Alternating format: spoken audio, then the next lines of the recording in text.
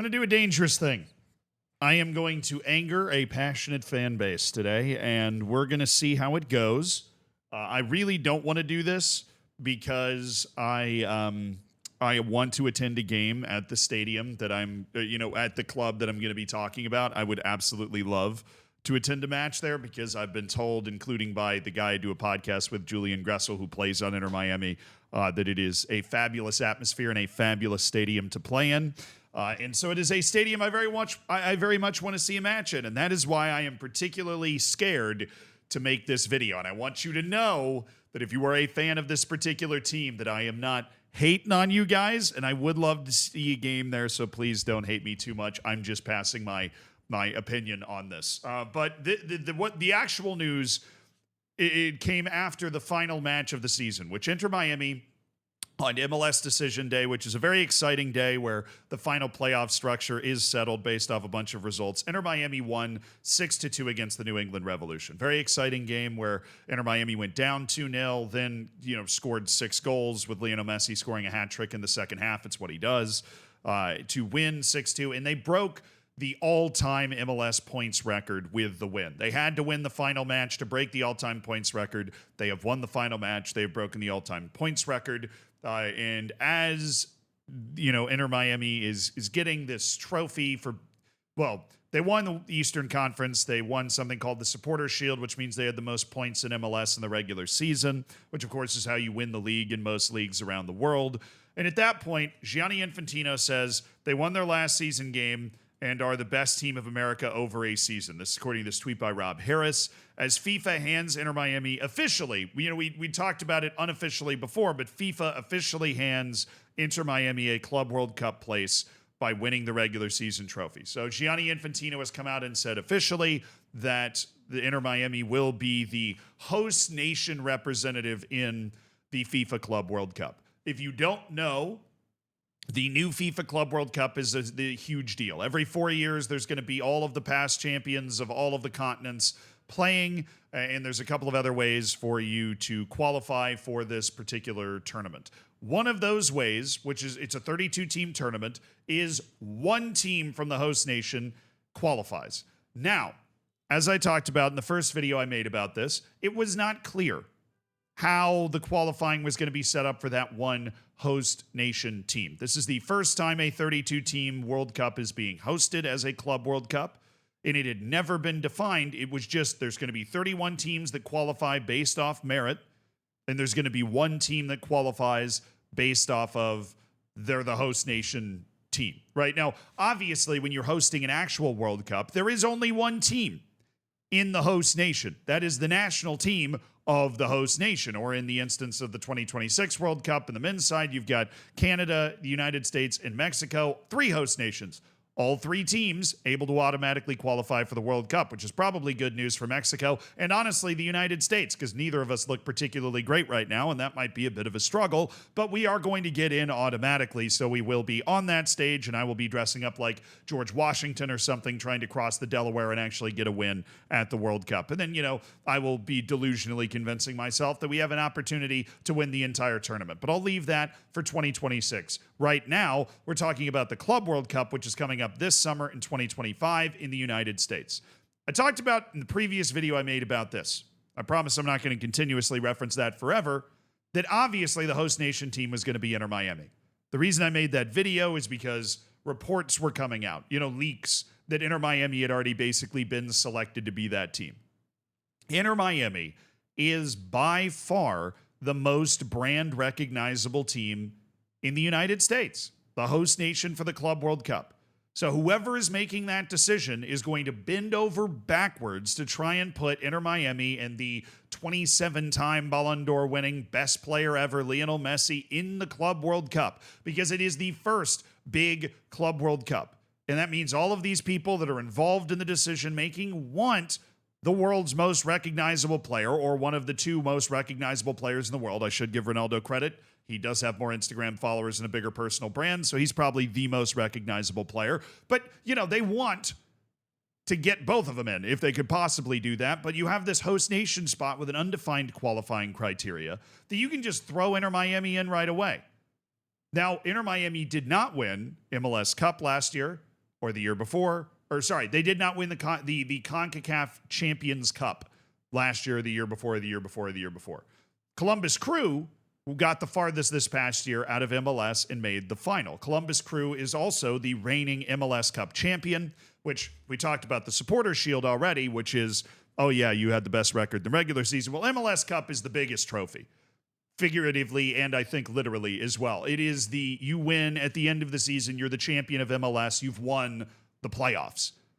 Playoffs? Yeah, that is what they're playing for in MLS Cup. And Columbus Crew has won that. These are the spots, by the way. I'll just go ahead and show you. AFC gets 4, CAF gets 4, CONCACAF gets 4, which means the 4 previous champions. And if you have a repeat champion, for example, then you use the coefficient basically to pick the next best team in continental competition over that period, which is how they had to do it in Africa, because I think Al Ahly's won 3 of the last 4 Champions Leagues. CONMEBOL gets 6, OFC gets 1, UEFA gets 12, so there's a lot of coefficients that, like Red Bull Salzburg snuck in as the last team. And then the host nation, there's Inter Miami with its confirmed qualification. Now, why are people upset about this? Well, I'll go to Columbus Crew's fans, right, that immediately went after MLS for not putting its reigning league champion in, which is what they're calling a joke here. And then you have Crewario. This is another Columbus Crew fan account talking about FIFA continues to be corrupt and a joke of an organization. Here is the club ranking index over the last 7 years in North America, in CONCACAF. And you see Columbus Crew is first. Inter Miami is down at 7th in the coefficient over the last 7 years. It feels like you're kind of cherry picking when you go with since 2017. That is obvious. That we're just cherry picking that out a little bit. Got plenty of Mexican teams on there as well, which isn't really relevant. There's only 3 American teams in the top 10 with LAFC at number 5. But the argument they're making is Columbus Crew right here is at number 1. But the counter argument to this is obviously, and to be perfectly honest, Columbus Crew didn't make it that hard. Columbus Crew's in the Eastern Conference. Columbus Crew lost their last match against Inter Miami, if I'm remembering it correctly. Inter Miami had the best point total in the entirety of MLS this season. Now, obviously, MLS Cup is the biggest deal, but MLS Cup for this year is going to be awarded after the draw takes place. FIFA was going to try to put Inter Miami into this tournament, even if they finished last in the conference. But they actually finished with the best record in the league. If you actually wanted to make a really compelling case that, Inter Miami was not the best team in the league this year, the final season that's going to be totally played out before the Club World Cup begins, then you probably shouldn't have lost to Inter Miami. Right, you've handed FIFA a very convenient excuse to put Inter Miami into the Club World Cup, which it was probably going to want to do anyways. Now, the obvious best solution here was for them to have defined a qualifying process to be the host nation representative before we got to this point. But for whatever reason, in such a massive logistical undertaking as hosting a Club World Cup, there was no defined qualification process for the host nation. And they probably did that intentionally because they were going to try to put Inter Miami in no matter what happened. But Inter Miami actually played out as the best regular season team in MLS.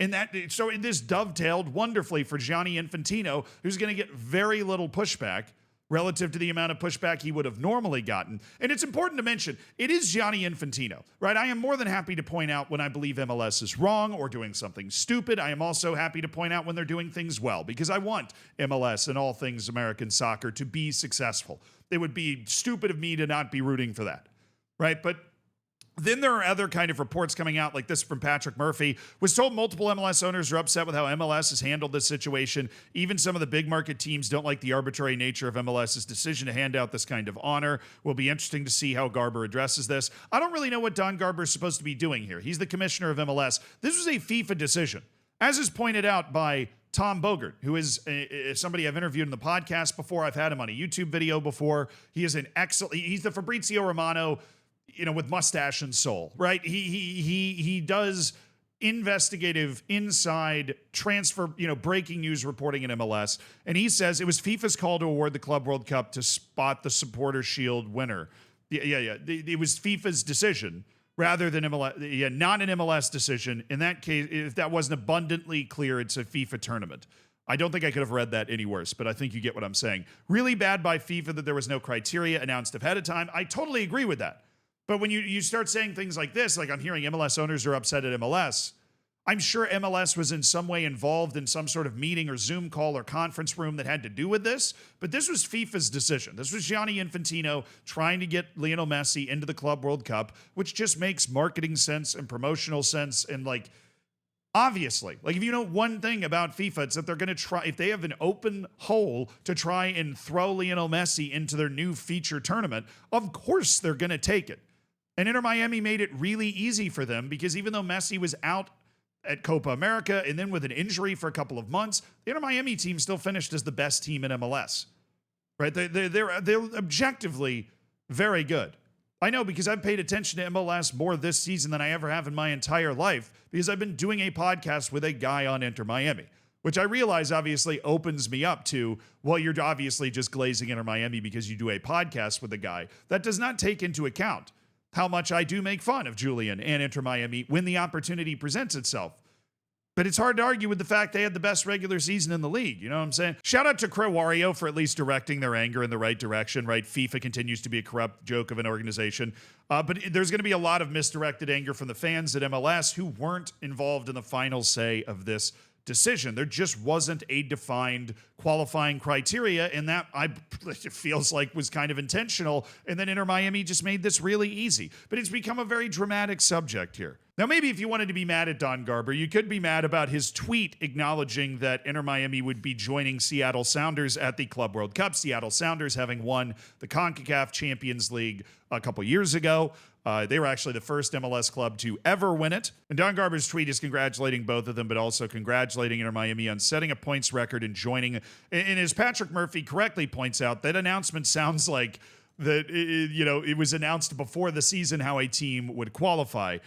He says, we all knew MLS was waiting on a reason to put Miami in. Yes, but Cruz ownership group should be lighting up Garber's phone on this one. Can't allow this to become the norm. Again, I would like to stress to Patrick Murphy that it is FIFA's decision. Don Garber's just presented this in a way that I believe FIFA has encouraged him to present it, that it was always going to be the Supporters Shield winner of the current season that's able to go into this, this big Club World Cup tournament. If you're going to direct your anger, be sure to direct it in the right direction. And I feel for Columbus Crew fans. If I was a Columbus Crew fan and my club had just made the Champions League final and my club was the reigning MLS Cup winner and very well could win MLS Cup again. Columbus Crew are one of the best teams in the league.